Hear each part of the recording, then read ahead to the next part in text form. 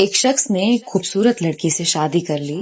وہ اسے بہت محبت کرتا تھا، مگر ایک دن اس لڑکی کو جلد کی کوئی بیماری لگ گئی جس سے اس کی ساری خوبصورتی روز بروز کم ہوتی جا رہی تھی. ایک دن اس کا شوہر کسی سفر پہ نکلا. واپس آتے ہوئے اسے حادثہ پیش آیا جس میں اس کی دونوں آنکھیں چلی گئیں.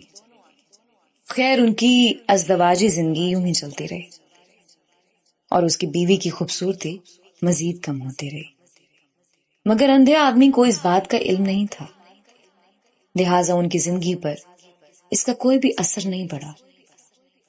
دونوں ایک دوسرے کو پہلے کی طرح چاہتے تھے اور ایک دوسرے کا خیال رکھتے تھے. خدا کا کرنا ایسا ہوا کہ ایک دن اس لڑکی کا انتقال ہو گیا. اس کا شوہر نہایت غمگین تھا اس صدمے سے جس کے باعث اس نے اپنا سب کچھ فروخت کر ڈالا اور اس شہر کو چھوڑ کر کسی دوسرے شہر جانے لگا.